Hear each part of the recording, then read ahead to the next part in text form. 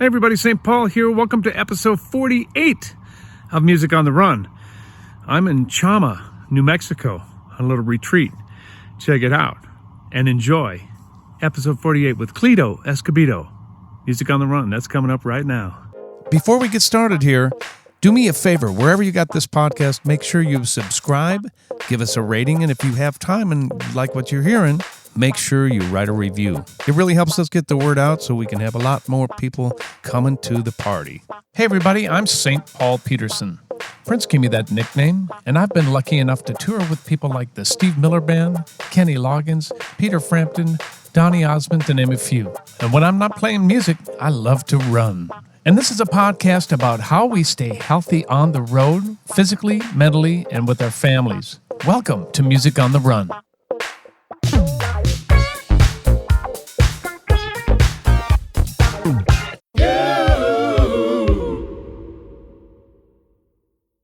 Hey everybody, St. Paul here. Welcome to episode 48 of Music on the Run. I hope you're all doing great. I am in South Carolina. I'm recording a band down here.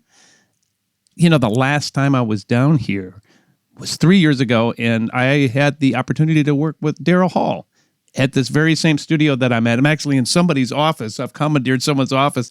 As you can see, if you're watching this, I've got one light on me, and I have shadows everywhere, but we don't care because we're going to have a great, great podcast. I'm so excited to introduce my next guest. But before we do that, I also want to share with you something cool about Charleston and my family. My mom and dad got married here before he was shipped off to the war, and I had the opportunity to go and visit that church the last time I was here producing Daryl and talk about, you know, the flood of things that go into your head about that day before, you know, and that's what the soldiers did, the GIs did. They got married before they went off to the war. So, you know, can you imagine what that would be like, and especially for my mom and dad? So this place holds a special place in my heart. So it's fun to be down here working with these fellas at Truphonic, and let's move right into it. I want to say a big thank you to our Patreon members, and if you don't know who those people are, they actually help us financially put on this podcast.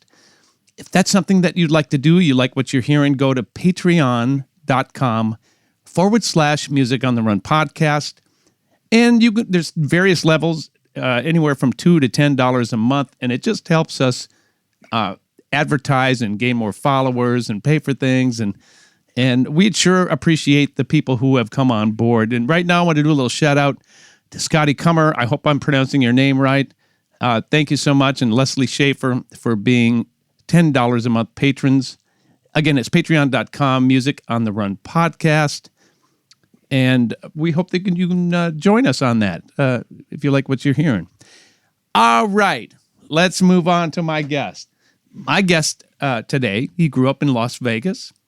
He's a saxophonist, a singer, a composer who's toured with Paula Abdul, Mark Anthony, I think. I'm going to ask him about that, and Philip Bailey from Earth, Wind & Fire. His gig for the last good number of years has been the musical director for the Jimmy Kimmel Show. Please welcome Cleto, Escobedo. Hi, brother man. How are you? Good. How are you, man? Good to see you. Good. How many years have you been doing that gig? We're in our 19th season right now. So 18 years in the can. That's unbelievable. We started 2003. Yeah. That's unreal. What a great long-standing television gig. That is so out of the norm, isn't it? It's way out of the norm. I mean, I thought it was going to be, you know, maybe 13 weeks or 18 weeks and I'd be back on the road. But we've been very, very fortunate. And, you know, ABC stood behind us even when we were having a little trouble in the beginning. But it's turned into just a beautiful gig, especially as a father, not having to go back on the road anymore, you know, for a while. Absolutely. But, yeah, we're very fortunate. We're all very happy that we've been able to have that gig for that long and still having fun. Well, that's the important part. Now, I want to ask you a clerical thing. Now, I may have announced you as Cleto Escobedo, but are you junior or the third? Or I'm actually the third. My dad's junior, and my grandpa was senior. Yeah, so technically I'm the third. I mean, around work, he's in the band too, so they just call me Junior instead of, make it easier. There you go. They call you Junior? Well, when I was a kid, like Jimmy still calls me Junior because when we were growing up, that's what my name was on the block, so. Is that right? And then at school, then he'd switch to Cleto, because I was too cool to be Junior. Of course. Of course. So you and I, just to tell my listeners, you and I have a history that goes back quite a few years. And we just recently kind of rekindled our friendship. You and I did a gig together, and it was a TV gig. Do you remember that? Yeah, it was, oh my God. Comedian. Wayne Brady. What? The Wayne Brady variety show. I couldn't think of it either. For a minute, I was looking at his face, and I'm going, oh, shit. Yeah. With Peter Michael, Peter Michael Escobedo, he was the MD, and a few of us. I totally remember that. I remember walking in with the wrong instrument. Oh, okay. I thought I was playing bass on it. He's like, no, bro, I got you on keyboards for this. I'm like, okay. Oh, that's fine. So it's Peter Michael Escobedo is not related to your family, right? Well, Sheila and I have had this conversation because they used to spell their name a couple generations ago with a B, and a lot of their family is from Texas or came through Texas or something. I forgot what the exact story is, but we somehow think we might be related, and we kind of have some same features. And she calls me Cuz, so there could be a connection. But they did go from B to V. Interesting. Yeah. I mean, I love those guys. What an incredible family they are, too. They're such a great family, yeah. I've known them for quite a while. You grew up in Vegas, right? Yes, sir. Did. And tell me about your family, because I know you just shared with us that your pops is musical, but tell us about the rest of your family. Are they musical as well? I had... my dad comes from San Antonio, Texas. My whole family's there. His younger brother was in a very influential Tejano band called the Latin Breed. He was also a sax player. They're the only two that actually did it for like a living. And my dad credits my uncle Felix, who just passed away last week, for giving him like his musical, like, they'd sit around the fires and sing songs, and my dad would play along, and they'd sing old Spanish songs and stuff. And so that's where my dad felt like he got the bug. And then he joined a band called the Del Kings, and then rolled to Vegas. And that was like 65. And then, I was born in 66. So. Aha. Didn't he tour also with the Righteous Brothers? No, he had a couple of friends they would open for certain acts, but the Del Kings turned into Los Blues. Okay. And they had a very long-standing gig at the Sahara Hotel in Vegas. So they stayed there for a while. But, they had a really long run, and they were like the only game in town after the shows. So their first show started at like 2:30 in the morning. Oh. And the second one was 4:30. But it was tough, but not really, because like all the entertainers would get off their gigs and come see their band, like Elvis, Sammy Davis, Frank Sinatra, Johnny Carson. Like they would all go and party there, because that was like the only band that was playing. And they had a little like review kind of show. First, they would play. I think they would play first, and then they had like dancers and some other stuff. So it was more of a little show, but. So they did that for a long time, and then they made a record that I should send it to you. I think you dig it. And then they lost the Sahara gig and they went on the road and did that for a few years. And then for my dad quit. So because he was sick of me crying and my mom and I crying every time he'd leave to go on the road when we couldn't go with him anymore, when I started school. So he hung it up. Huh. What a heck of a decision for a musician to make. I mean, what a cool gesture by your pops.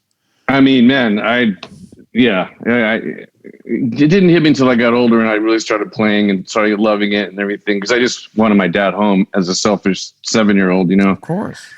But for him to make that sacrifice was quite a big sacrifice. And he got a job as a busboy at Caesars after that, after being in, a great band. And and having all those accolades and everything. And then he worked his way up, and he did that for 30 years. And then I was lucky enough to get this show, and he's been playing with me for 18 years right next to me. So he was able to get back to being a professional musician, you know. So what a gift to be able to give back to your dad. Right. I mean, after he worked his ass off for 30 years for me. So it was so good for him to be able to really work for it, like his son and his honorary son, which is Jimmy, because, you know, he's known Jimmy since he was 9 years old, you know, so.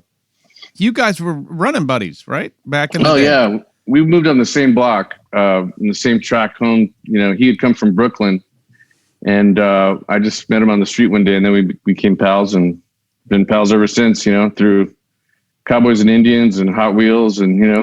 Sure. All the things that all the little friends do, right? Yep. Bikes and, you know. So did football. I read that you guys like made a pact at some point that said if one of us makes it, the other one's coming with? Is that fact or fiction?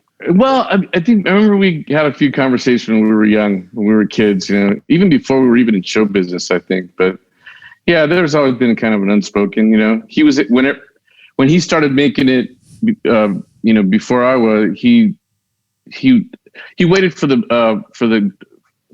something that he could bring me into. So he did a few different things, and then he got the Man Show, and that didn't really warrant, you know, a band like ours or anything else.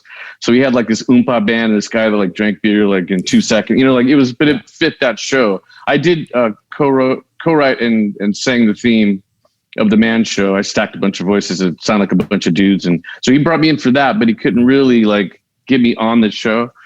So when he got this one, you know, our pact, I guess, came true. God, man. Yeah, I was in Atlanta, I think, with Mark Anthony at a sound check, kind of bored, missing home, and my phone rang, and he's like, "Yo, Junior, I got this thing. I'm getting this show on ABC. You want to be my band leader?" And I was like, "Well, yeah, dude." No, I don't think so. Yeah, you know what? I'm good, man. But yeah, so that was, you know, 18 years ago. Well, we'll talk more about the Kimmel show, but let's take it back just a little ways and talk a little bit about why you picked up the saxophone. And was that just because your dad was playing it? Is that what came naturally to you? That's actually a pretty cool story, because in Vegas, in sixth grade, they send you to a sixth grade center, and they have you can have an elective, you know, so whatever that elective is, you know, band, choir, you know, whatever. So I get to the class the first day, and they're asking to pick electives, but one of my best friends from elementary school was in my class, and if I picked band, I wouldn't be in his class. And then so I chose choir, because I've been singing since I was a little, you know, I can't remember not ever singing. And so I go home, and my mom said, "What'd you pick?" I said, "Well, I picked choir." And she's like, "Well, you know what? You might want to think that over, because your dad's got a brand new saxophone in the closet that he doesn't like. He had one that somebody had given him years ago. It was a Busher, and it was basically brand new." And she goes, "Listen, not every kid's fortunate to have a professional horn just there free, and your dad can maybe help you out a little bit to get you shoved off, you know." And I was like, all right, you know, like flippantly was like, "Yeah, I'll just play the saxophone, whatever." Yeah, kind of like that. And so then I started playing, and I, you know, by the second year I was playing, I was starting to excel a little bit and trying to improv, and I would get really frustrated when I could hear my dad could play the blues or whatever, and I couldn't. And so I would just start sitting in my room and trying to learn whatever I could. I was never a big shedder and like whatever, but I would sit in my room and try to play records and play along with them. And so, like, you know, in 8th grade, I was already starting to solo in what we called stage band at the, you know, in junior high. Yeah. So that's how that started. What kind of record were you listening to, been playing along with back in those days? You know what? Let's see. Maybe a little later, but like all the Blues Brothers stuff, and you know, really? I would just kind of play along. Yeah, and then whatever blues stuff I had, like I'd get the Jamie Aebersold stuff. Oh yeah, you know, the play along. So I got like explain the Cannonball to my one. listeners what that is, though, because they won't understand that. Okay, well, back in the day, there was a guy named Jamie Aebersold, and they would like have a rhythm section, and then you could play the heads, whether it'd be like a Charlie Parker heads or like Cannonball Adderley. They had like, some of them were just like nothing but the blues, and they do all these different progressions. And back then it were records, and you would just, you drop the needle and play along with the melody and then try to solo just to hone your skills as an improviser. Gosh. So you got to play in a band that was on a record, and it was basically they took your part out so you could be that voice, right? In practice. Right. Got it. Right. So you just play along and you're just kind of playing with the band, but it's just you in your room. Right. I think a ton of us did that as kids, But they're still around. I think I even have some upstairs in a CD form.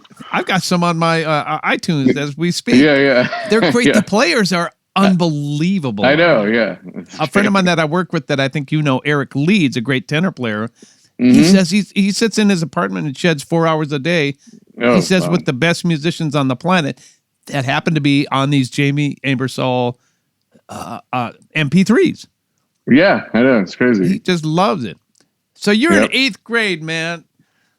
When you get the bone to start, we got to take the show on the road. I mean, it wasn't 8th grade. I can only imagine. No. Well, I played all through high school, and we would go to the competitions and the jazz competitions, and I had this one teacher.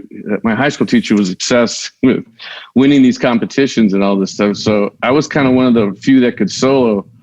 So I was lead alto in the big band, and I would take the solo. It needed a tenor solo. I'd take the tenor out from under my chair. Then I'd take even though there was 2 tenors there, he was just so obsessed with like, you have to take these solos. I'm like, all right, I'll take, Anyway, so I got a little. Because you could play. That's why. Well, yeah, ish. And I got. I kind of got the bug, being on stage and having fun. I more so loved the music and like the big bands and the jazz part of it and stuff. And so I kept going on through high school. I ended up quitting my senior year because of the same reason with the teacher that was obsessed with winning. And I felt I wasn't getting an education, So I went to UNLV early, and I joined their program early. So I did like early college studies there, and I joined a couple big bands there. Right. Eventually playing in all 3 of them, like I think 2 o'clock, 4 o'clock, and then what they called the zoo band, which was like, I think that was 3. I think, I'm not sure, but that's how I got started. And I originally enrolled at UNLV as a political science major because I think I had watched some Al Pacino, some lawyer movie, and I was like, yeah, that's what I want to do. I want to go fight the power, whatever. Right. And Justice for All. And I was like, yeah, I'm going to be a lawyer. Then about 4 weeks in, I realized I'm a terrible student, and I switched it right back to music major and just started. Just kind of immersed myself back into that. Yeah. Right. And as far as, I hope I'm not being boring or long-winded. No, this is great. So you started throughout college? Were you working the strip or what? Well, here's what happened. Here's how I got, like, kind of in a weird way. I had a job at Wilson Suede and Leather, which was I don't know if you remember the. Of course I do. Jacks. Yeah. Okay, so that was my last straight gig I've ever had. But anyway, so I was vacuuming one night, like just like, oh, I gotta go. I got done with school, came, and I'm vacuuming. The phone rings, and this guy calls me up. He's like, "Hey man, I got this gig. These guys called the Indigos, and they were like a Discount Temptations, like same suits and steps and whatever. And they needed a sax player. They had like 15 weeks booked, and the guy goes, they got like 15 weeks, and it pays $350 a week. And I was just like, $350 a week? How am I ever going to spend $350 a week? Like, I was like, yes, let me go. So I went. I didn't really even have to audition. They just threw me on stage, and they had some like makeshift charts, and I was just but they're playing like Conga by Miami Sound Machine, so so I knew a lot of those horn lines, and or just old stuff. And so I started playing with them, and still trying to go to school, but I'm getting off work at 2:30, and my first class at 7:30, and I was like starting to miss classes and miss like my theory classes, miss that. And then finally, just to make a long story short, they were going to go to Atlantic City for a month, and it was going to fall like right in the middle of the next semester or something. So I went to my dad and I said, "Hey, Dad, I really want to do this gig, and I want to go to Atlantic City and see what it's about, but I have to take a semester off because it's going to be right in the middle of the thing." And his answer to me was, I did the same thing when I was your age. I went to Grandpa and said, "Can I not go to college and go on the road?" And he's like, "Hey, man, if that's what your passion is, go do it." So he said, "There's no way I can tell you no." So I rolled. Wow. And before then, one of our friends that we were just talking about, Jerry Lopez, we were talking about not on screen, but so right before, I've been playing with the Indigos for a while, but we alternated with the band called Santa Fe at the Hilton, I think it was, where I met Jerry, and they would do a set, then we would do a set, and I just like fell in love with Jerry. I was like, who is this cat? And his singing and the band. And they were very popular in Vegas at the time. So I had known about him before. And but I just never forget. I walked in and he was singing something. He had long hair, and he had this like kind of Prince-like coat, like, and he just like he was just bad. He had singing. I was just like, I want to be that dude right there. So we became friends, and he knew all about my dad, and like they came from Santa Fe, New Mexico, so they knew a lot about the Tejano scene, so they knew my uncle. But, in my dad's band, not to be braggadocious, but they were kind of a legend in Las Vegas for a long time, and people still know of them, So we had a connection right away, and so I kept in touch. When I went to Atlantic City, I would still call him every once in a while. We were hooking up, and he's like, "But maybe one day we can, do something together, like, maybe you can get in the band if we need something, whatever." So I got home. I forgot how long it was, but I got home and he said, "There's an opening, and if you want to come audition." They wanted to see if I could sing background and stuff. And I'll never forget. That's why I love the song September so much, because that's what I was singing background on that to audition for them. I got the gig, and then I had like the best 4 years of my musical life with him. I just had so much fun. I learned so much from Jerry. And if any of your listeners don't know, that you look up Santa Fe and the Fat City Horns now. When I was with, and to let my viewers know, Jerry Lopez has been a friend of the Peterson family. I can't remember for how long, and I've had the great opportunity to go and sit in with Jerry every time I go to Vegas. He's like, Monday night, come on out. We got your charts.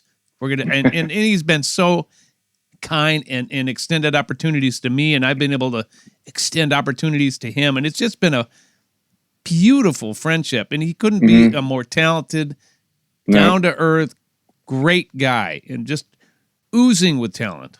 Yep. It's so fun that we have him in common. I can't wait to tell him that I interviewed him. He's on my list too. I got to interview him. As well. Oh, you got it. Yeah, he's like my big brother, man. He taught me so much stuff about a lot of stuff, not just music. Oh yeah. I was 19 when I got in his. Oh, do tell. No, I was 19 when I got in his band. So I'm like running crazy. Like, this is great. And finally, like in a popular band in Vegas, and it wasn't.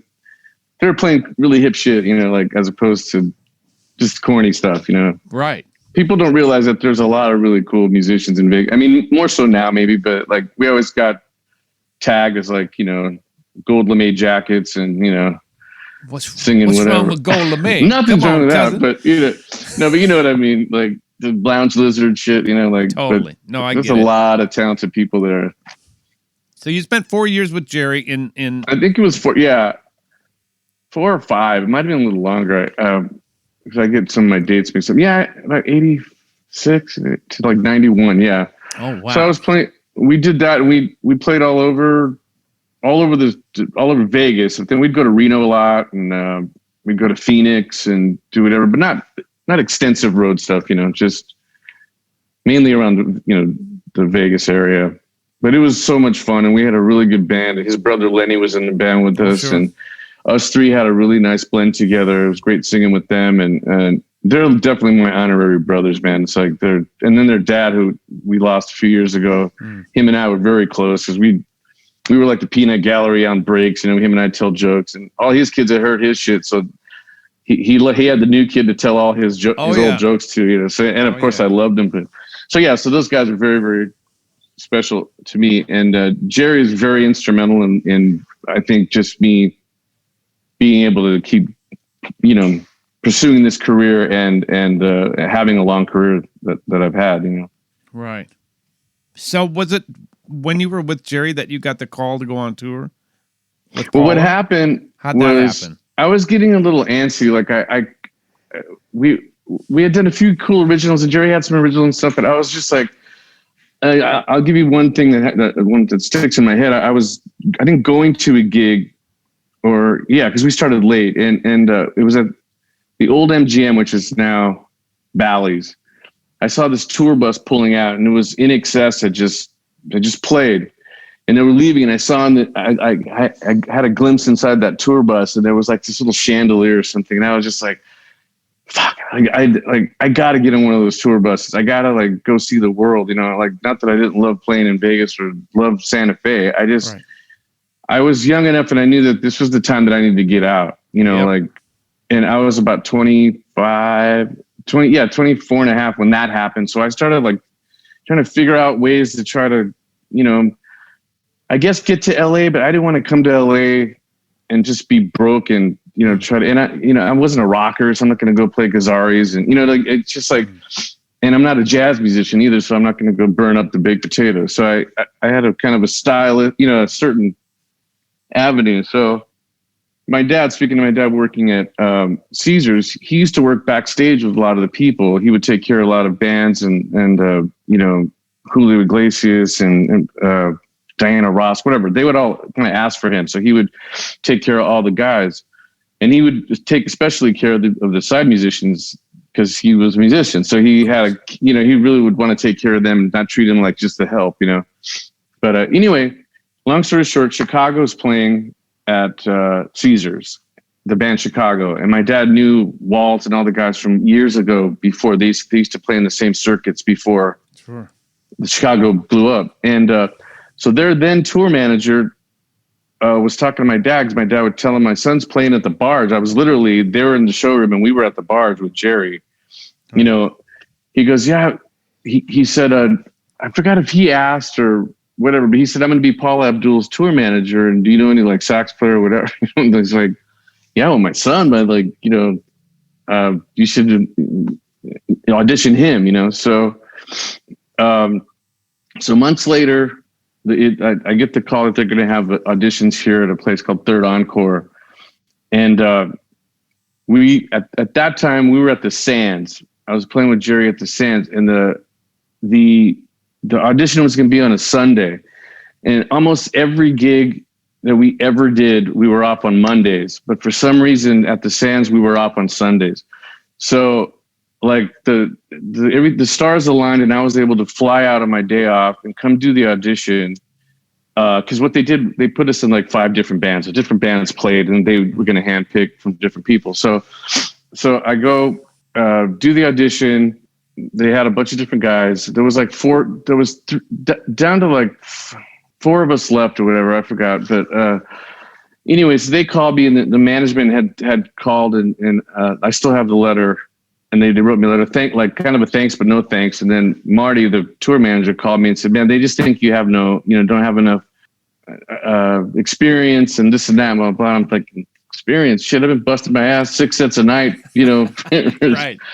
I got more experience than these, Anyway, so I hung up the phone, and I was a little like, oh, shit, And then I picked it right back up, and very, very out of character for me. I'm a horrible self-promoter, but I just knew that this was my only shot out, I knew I had basically this one shot. And I called him back. I said, hey man, you got to give me you got to let me go to the callback. I said, I rap, I sing, I dance, which is all bullshit. I sing and play the sax.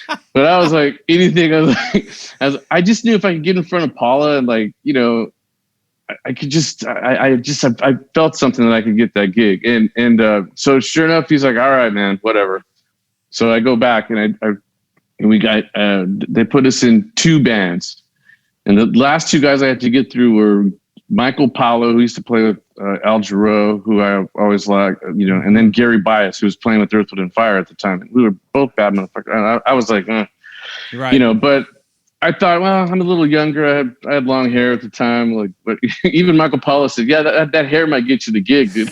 I was like, Isn't okay, that funny? But that's the thank truth. you. That's Well, the truth, dude. And I was just like, it's a young tour. I'm not auditioning for Chick Corea, so it was, I knew what it was. And then I was 25, like, it was just like, and we did the audition. I flew home, and about 30 minutes after my plane landed and I got home, I got the call, let's go on the road. And that the rest is history. I changed, that year changed my life. I was able to move to LA and come here with a gig, right, and meet folks. And did you know that we have that artist in common? Oh, really? We're going to take a little break from the interview right now because I want to tell you about a couple of really cool things. First of all, we're having so much fun with our weekly 1-minute funk jams called Funk Friday. We've had so many world-class musicians on Funk Friday, including members of the Steve Miller Band, Fleetwood Mac, Daryl Hall and John Oates, Earth, Wind & Fire, just to name a few. You can check that out on all of our social media, but you can also see it on our YouTube channel. I also want to take this opportunity to thank all of our members who have supported us on Patreon. Don't know what Patreon is? Go to www.patreon.com/Music on the Run podcast, and there you'll get all sorts of information on how you can financially help us produce this podcast. There are all kinds of incentives listed there on the website, and there are many different levels on how you can become involved. We could not put on this podcast without our patrons. All right, let's get back to the interview. Did you know that we have that artist in common? Oh, really? I did her first record. Oh, did you? Yeah, Oliver Lieber, Oliver's a dear friend of mine. I introduced him to Paula because she choreographed my video for a song called Rich Man when I was on MCA. Yeah, I know Rich Man. Yeah. I know that record very well. I mean, we used to cover you with Jerry in Santa Fe. We did 911. Oh yeah, so, yeah. The one that Sanborn played on. I stole a lick from Sanborn on that. The heat something. I forgot what it was, but yeah, we did like 3 or 4 songs off that. So Paula was a dear friend of mine at that point in time. So I introduced her to Oliver, and Oliver wrote all those hits. All those, and we did all of that in Minneapolis, or 90% of it. So I was with him on a daily basis. Wow, playing I did not know that. Playing bass, playing a lot of the horn arrangements and stuff. Right. But who knew? Oh, that's great. That's such a great story. It's just such a weird, yeah. So that was your beginning of life on the road, huh? Yeah, on the road like that, I mean, I've been in bands and shit, but yeah. So like, I mean, I got there, I was just like, oh my God, like this is crazy. And then like, I was taken aback at how little work it was compared to our grind at home, because like a lot of them, we'd play like I said, 6 sets a night, 6 nights a week. By the end of the week, we're like, all right, see you guys later. You got to take the day to get your throat back. And, but yeah, so that was my first tour bus. And like, I remember when our first gig was in Atlanta, when the lights went out, it was like unnerving to hear that big crowd. Cause I had never played, I'm playing to some people playing Keno, Right. Isn't that the most glorious sound on the planet? Yeah, it sure is. A crowd like that. Not Keno. Mm-hmm. Yeah. The sound of a crowd roaring like that when the lights go down. Now that we have in-ears, I got to take them out and I got to make sure that I'm in the moment and hear that because nothing like it. All go away too. Mm-hmm. Yep. You got to stay in the moment and love what you're doing. So you did the Paul Abdul gig for how long? We toured for a full year on that record, and then she didn't want to go to Europe. We were going to do Europe, and then she didn't want to go. She had just married Emilio Estevez, so she wanted to hang, Yeah. So then the next record came out, and we did a little bit of touring on that one. We did like Tonight Show, went to Japan, went to Puerto Rico, but it wasn't. she had lost she wasn't as big as she was second or third, second record. Because we toured on Spellbound, that's right. Okay. But we played all the hits from the first one, but we toured on the record Spellbound. Then she had another one, and then that one was the one where, we weren't going to do a big tour again. So, that's what happened. Yeah, but boy, she had a run, man. In the sun, right? And then you never know what's going to happen. But you were able to tour with some other folks as well. Tell me about the Mark Anthony stuff. Yeah, well, that was the very last touring gig I did. I what can go through some Paula? of the other ones. After Paula, she had signed me to. She had an imprint label at Virgin. Oh wow! So I did a record. Actually, I worked with Sheila on that. She produced a couple songs. Brian McKnight, a couple people. I kind of did I did a Spanglish record. It was kind of it was a little poppier than I wanted, but I was young and I just listened to whatever they told me. Whatever. But I did some Spanglish stuff and some Spanish stuff. And I kind of made the Pop Explosion record 4 years too early, so they didn't really know what to do with it. And I did some stuff. I kind of charted in Puerto Rico, but there was no product. It just the typical, you've had record deals, you know what the deal is. Yes, so that went left. So I started all right, I'm not going home. I still kept trying to pursue being an artist, but I just thought I'm going to work. So I just started going and I started doing vocal sessions, a lot of stuff in Spanish. I found that little niche and I found some people that got me into that. But through that, I recorded with a guy named Luis Miguel, who's for my money, man, one of the baddest singers. I mean, walking the planet. I mean, he was amazing. I didn't know how big he was, but during recording a couple of these songs, his band leader was like, yeah, we're losing our trumpet player. Do you want to maybe you can play alto and sing background? I'm like, yeah, sure. So that was my first bigger artist that I toured with him. But talk about crowds. He would get police escorts in Argentina. We played River Plate Stadium to 80,000 people at and just people scream. I mean, it became it was kind of scary. The crowd is so big, it was its own entity. It's this big monster, Wow. But so I did that, toured with him. I only did one South American tour with him. And then I came back and was gigging around, blah, blah, blah, still doing sessions and still trying to write stuff. I had a few other bands I was in. I played with a band called Cecilia Noel and the Wild Clams. That kind of kept me sane for years. It was like a salsa funk rock band. I used to say she was like Gloria Estefan on acid and steroids, kind of she's right. From Peru. She's she's the best. And my whole band that's how we met. The band that I have on TV now. Okay. Yeah. We all played through that. We all went through that band and met that way. But anyway, to keep going. So I bopped around, did my thing. I was still making a living, fine, but not. Oh, in between that, I toured with Philip Bailey twice to Japan, which was my favorite, one of my favorite gigs I've ever done. It was so funky and he was so nice. And I totally one of my childhood idols. And so for those of you who don't know who Philip Bailey is, he is one of the lead singers of the band Earth, Wind & Fire. And he did some solo stuff too. Yeah. And that's what he's talking about. Easy Lover with Phil Collins and stuff like that. But so I toured with him. But anyway, so after that, blah, blah, blah, I get a call that Mark Anthony's looking for background singers. And since I've been doing some Spanish stuff, I knew a lot of those people. So I just went and I sang and I just sang. I wasn't really auditioning. They just gave us his stuff. And it was right when he had that, like I said, the Latin explosion hit. So he did some stuff in English. So I did both the pop stuff and the Spanish. But so I toured with him for 3 or 4 years.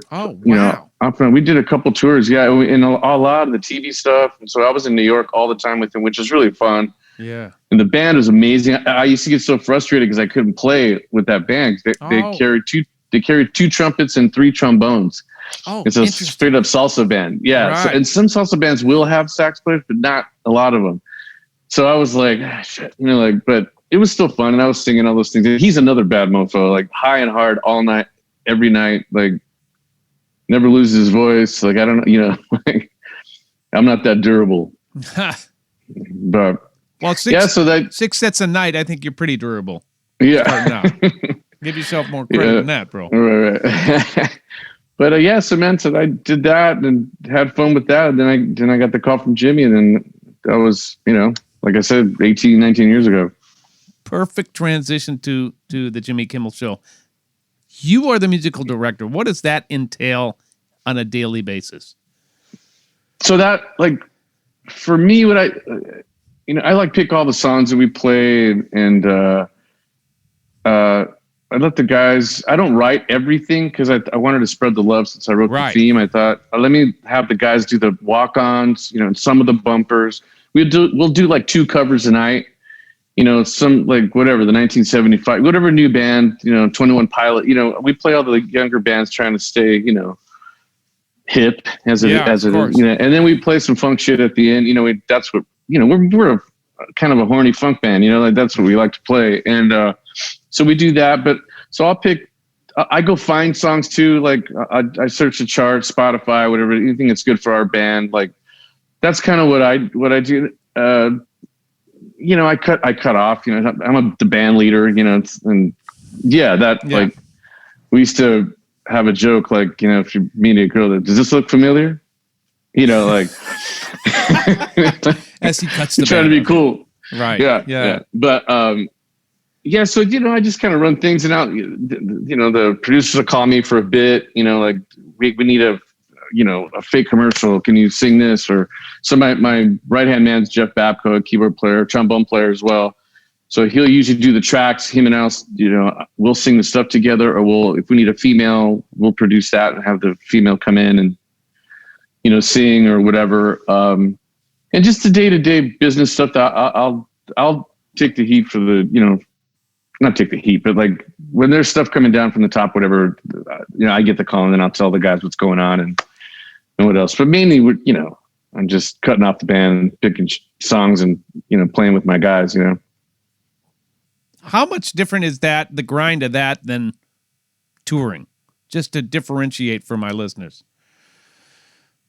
Well, the touring, you're on the road, and as you're sleeping kind of weird, and some sound checks go longer than others. I'd be off in a strange city, and I don't know. There's a different kind of a grind. Like for this, it's just more of a 9 to 5, and each day has a different challenge. Like I said, sometimes there's a few bits that they need to get right away, and like, oh shit, I need it by 3, and so, whatever. And then some days we just go sound check, and then we come back. We go to Jimmy's rehearsal, we do our rehearsal, then we don't do anything until we tape. Right. So it can be easier, but I do miss some aspects of touring too, but I think it's kind of a young man's game as well. Well, you can't really, with the gig you have, you can't really go on the road. Is that right? Yeah, you know what? I can't. I mean, the guys can and have, and I've let, they sub out if they need to. And I have a couple subs each chair deep, Sure.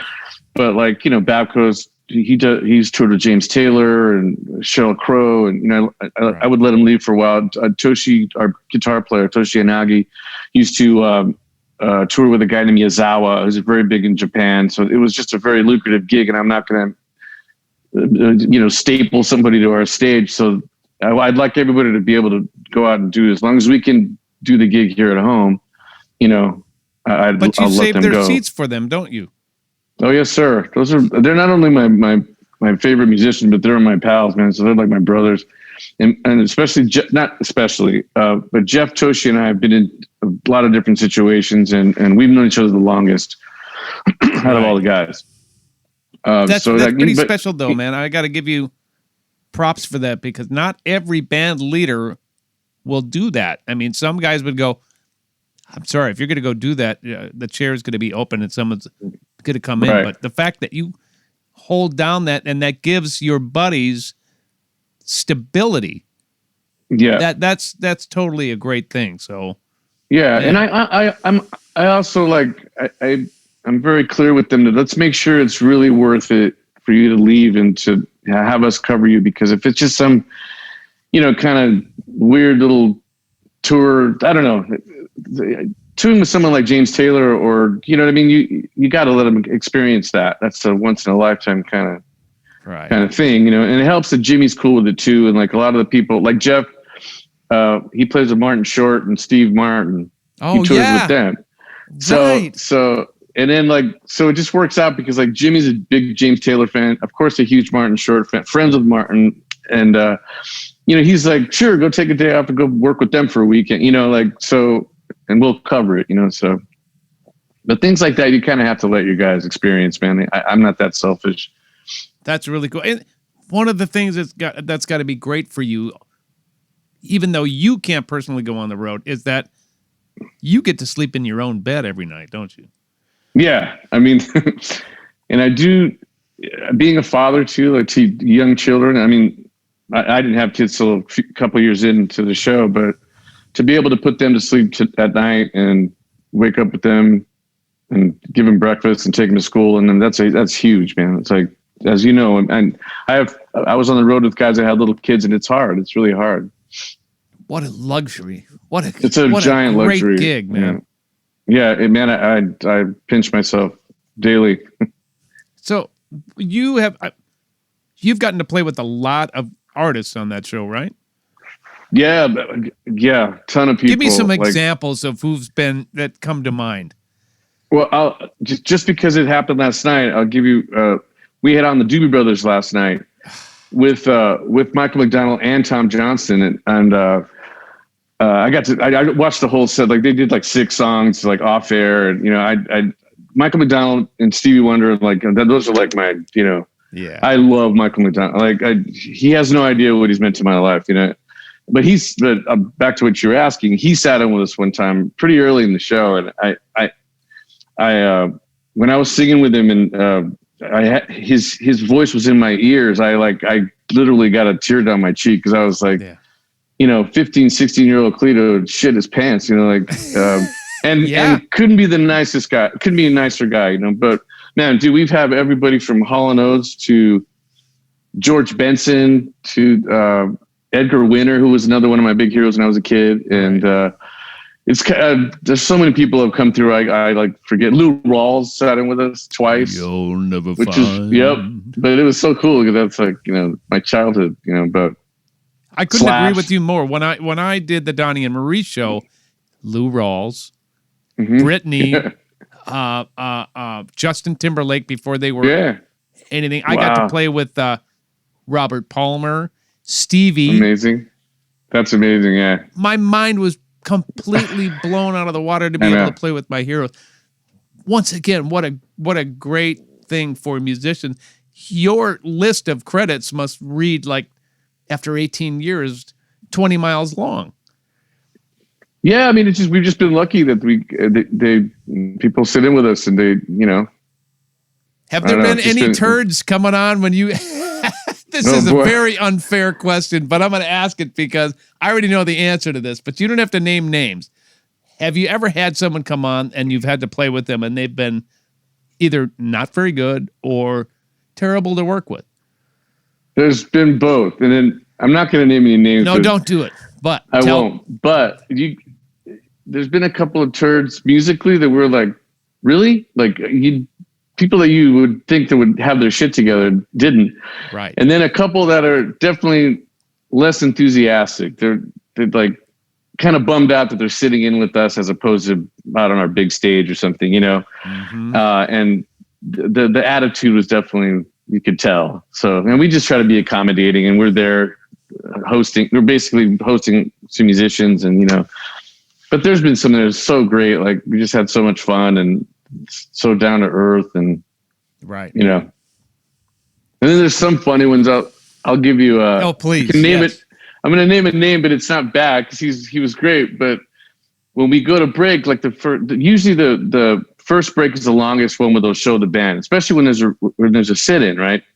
They'll give him 20 seconds, you know. So whatever. So we have on Kenny Loggins, right? So we're getting a great guy, one of my favorites, whatever. Yeah. He comes on and we're gonna do This Is It. So I was like, why don't we do Tick It Down? There's been times in my life, right? Let's do it, like, just kick it off quick, you know. So he was like, all right, we're going to kick it off quick. So, so we go cut it off, whatever time. And then here comes the camera. Kenny just standing there. Fade to black. And I go, and then right as we go off camera, he starts singing, and I was like, oh, dude, like, I'm trying to get you on TV, you know, like, I want the America Kenny. to see you. But he just kind of hanging, and that's the problem too. Some of them don't get like what we're, you know, or like that we cut off quick. Like we had on George Thorogood, and he was great. It was fun, but he didn't get the, like, as soon as there's a one shot of Jimmy, I'm cutting the band. There's some, you know, I'll try to make it musical, but sometimes it can't be. It's just like we're mid phrase or whatever, because I can't play over Jimmy while he's trying to, like, hey, we're back, you know. Right. And he was at rehearsal was trying to teach us all these endings, but I was like, dude, we're not going to get to the ending. Yeah. No. So, but here's my ending. Boom. That's it. Yeah, that's kind of it. Yeah. Right. So, but you know, they finally get it, and but that's a really fun part of the gig too, to have, you know, to have guys like that and being able to play all those cool songs. Oh yeah, you get to cover all those great songs. Well, look, you're on TV all the time, and because this is called Music on the Run, we also like to focus about how you stay healthy, man. How you keep looking like you're, you know, 35 years old, young man. What does your health mean to you, man? How do you stay healthy?